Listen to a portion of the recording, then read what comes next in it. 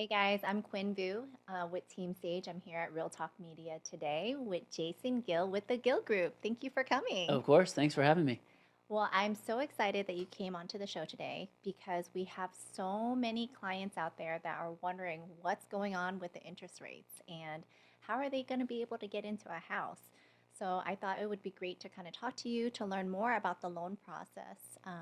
Can you tell us what the difference is between a pre-approval, a pre-qualification, and a full approval? Because those words are kind of thrown around, and I think a lot of people aren't really sure what the difference is. Yeah, the terminology is used loosely a little bit, right? And I remember when I started in the business 20 years ago, the common terminology was pre-qualified, and then it's kind of evolved over the years to pre-approval is pretty much the standard that's being used out there, and then we talk to our clients a lot about being fully approved.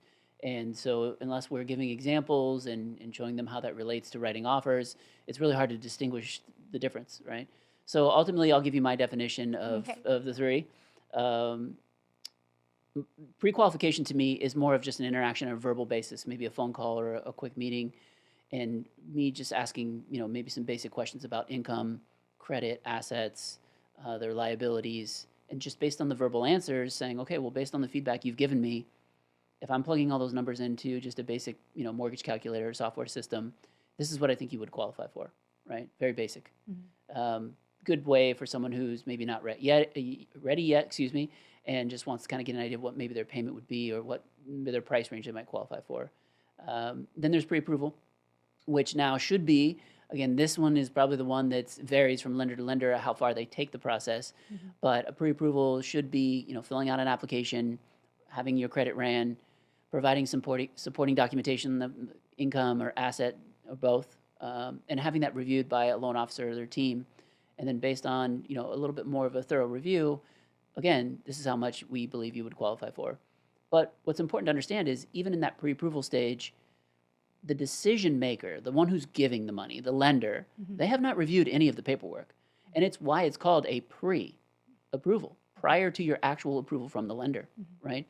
So technically speaking, no one's perfect. Everyone misses things, makes mistakes from time to time. So if in that process, an important piece of information has either been missed or miscalculated or overlooked, what have you, then that pre-approval is not valid, right? Because the lender will come back when they actually review the final paperwork and realize that, wait a minute, something was overlooked. So what we do is the full approval, which then is taking all the documentation that you would normally collect in a pre-approval and go ahead and just prior to writing an offer on a property, so you haven't written any offers, we are submitting all of the paperwork to the lender in advance and having the lender then confirm, yes, what you submitted will allow us to give this borrower a loan. And we're now issuing a loan approval, not a pre-approval, an underwritten loan approval up front in advance using a to be determined property address. So how that really, then benefits the borrower is, like we all know, it's a very competitive real estate market Mhm. across the country, especially here in Southern California. And it gives the buyer an advantage because now they've taken the process a step farther in advance. So when you're writing an offer for a client, you can convey that to the seller. You can show them, not just say, but actually show them proof that the buyer is going to get a loan. So are they going to take a chance with a pre-approval letter where something might have been Mhm. overlooked, or are they going to consider our clients who have been fully vetted and ready to close, essentially, from an income and asset and credit perspective? Wow, that is incredible. I mean, that's so much value not only to the buyer, the borrower, but also to the seller to have peace of mind that they're accepting an offer that has gone through the full underwriting process, the full approval process versus something that was just done in a quick conversation over the phone. Right, right. It really is, to me, in my opinion, a lot of the transactions that I see fall apart or fall out of escrow are really due to lack of transparency, whether it's on the buyer side or the seller side, whether it's a home inspection, something comes up and maybe it wasn't on the seller disclosures and the buyer finds out about it in their inspection and then they get a little irritated because it wasn't disclosed to Mm-hmm. them. So they feel like maybe something else is going on.